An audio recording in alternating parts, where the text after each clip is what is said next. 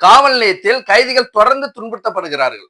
சமீபத்தில் உயர் நீதிமன்றம் த ஜாகிர் உசேன் என்பவர் காவல் நிலைய விசாரணையின் போது கழிவறையில் வழுக்கி விழுந்து கைகால் முறிவு ஏற்பட்டுச்சு. அவருக்கு மருத்துவ சிகிச்சை அளிக்கணும்னு சொல்லி அவருடைய தந்தையார் உயர் நீதிமன்றத்தில் ஒரு வழக்கு தொடுத்திருக்காரு.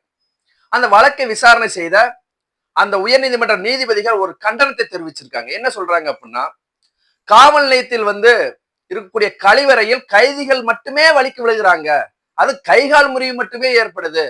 ஏன் அந்த கழிவறையை அந்த காவலர்கள், அங்க பணியாற்றக்கூடிய காவலர்கள் மற்றும் அந்த ஆய்வாளர், விசாரணை அலுவலர் என்று சொல்லக்கூடிய IO investigation officer SI and SSI இவங்க எல்லாம் பயன்படுத்துவதே இல்லையா? ஏன் அவங்க மட்டும் வலிக்கு விழுக மடக்குறாங்க அப்படின்னு கேட்டிருக்கு. அப்ப இதுல இருந்து ரெண்டு விஷயமான ஒரு கேள்விகள் இருக்கு. ஒண்ணு, காவலர்களுக்கு மட்டும் தனி கழிவறையா, இல்ல நீங்க அந்த காவல் நிலையத்தில் இருக்கக்கூடிய கழிவறையை பயன்படுத்துவதே இல்லையா? ரெண்டாவது, ஏன் கைதி மட்டுமே போய் வலிக்கு விழுகிறாங்க, அந்த வலிக்கு விழுகும் அளவுக்கு தான் அந்த காவல்துறையில் இருக்கக்கூடிய கழிவறை இருக்கிறதா? இதை யாருமே பார்வையிடுதா? தங்களது உயர் அலுவலர்கள் அந்த காவல் நிலையத்தில் இருக்கக்கூடிய கழிவறையில் வலிக்கு விழுகிறாங்களே, உண்மையிலேயே அந்த கழிவறை அப்படித்தான் இருக்குன்னு சொல்லி யாருமே பார்வையிடுவதே இல்லை, கிடையாதா? காவல் நிலையம், அதாவது கழிவறையில் ஒருத்தர் வலிக்கு விழுந்தாருன்னா பின்மண்டையில அடிபட்டு இறந்து போயிருவாரு. இது கூட இந்த லாஜிக்குமா தெரியாது.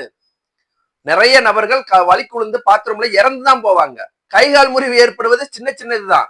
அதிகப்படியா வலிக்கு விழுந்தாங்கன்னா பின்மண்டையில் அடிபட்டு உயிரிழப்புகள் தான் ஏற்படும். ஆனா காவல் நிலையத்துல வலிக்கு விழுந்தா மட்டும்தான் எலும்பு முறிவு தான் ஏற்படும், உயிரிழப்பு ஏற்படாது. அடுத்தபடியா ஒண்ணு சொல்றேன், விசாரணை என்ற பேர்ல இந்த மாதிரி சித்திரவதை செய்யாதீங்க தயவு செய்து. இதெல்லாம் மனித உரிமை மீறல். உண்மையிலேயே இதெல்லாம் பார்க்கும்போது இந்த காவலர்கள் பயிற்சி பள்ளியில இதுதான் கற்பிக்கப்படுகிறதா என்பது ஒரு மிகப்பெரிய ஒரு கேள்விக்குறி வருது. காவலர்களுக்கு இதுதான் கற்பிக்கிறீங்களா? அந்த பயிற்சி பள்ளியில அடிச்சு கைகால உடைங்கன்னு தான் சொல்றீங்களா? எந்த விதமான சட்டத்திலையும் சொல்லலையே அடிக்கணும் துன்புறுத்தணும்னு சொல்லி.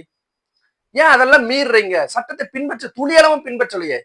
உச்ச நீதிமன்றம் தெளிவாக சொல்லியிருக்கு. டி.கே. பாசு வெர்சஸ் வெஸ்ட் பெங்கால் அந்த வழிகாட்டுதல்ல ஒரு கைதியை எப்படி விசாரணை செய்யணும்னு சொல்லியிருக்கு. அதையும் தாண்டி நம்ம கான்ஸ்டிடியூஷன் ஆஃப் இந்தியா 1950 இந்திய அரசியலமைப்பு சாசனம் 1950 பிரிவு 20 மற்றும் 21 தெளிவாக சொல்லியிருக்கு எப்படி ஒரு கைதியை விசாரணை செய்யணும். சரி, அதெல்லாம் உங்களுக்கு தெரிய வேண்டாங்க. நீங்க உங்களுடைய போலீஸ் ஸ்டாண்டிங் ஆர்டர் 635 மற்றும் 597 தெளிவாக சொல்லியிருக்கல ஒரு கைதியை எப்படி விசாரணை செய்யணும்னு. தயவு செய்து உங்க கைதியை நீங்க கைது செஞ்சீங்கன்னா முதல் தகவல் அறிக்கை பதிவு செஞ்சு அது சம்பந்தமாக புலன் விசாரணை செய்து அவருக்கு கூடிய விரைவில் முடிந்த அளவுக்கு உச்சபட்ச தண்டனை பெற்று தருவதற்கு உங்களுடைய புத்திசாலித்தனத்தை நீங்க பயன்படுத்துங்க. அதை தாண்டி இதெல்லாம் அடிச்சு துன்புறுத்துவதெல்லாம் ஏற்புடையதல்ல.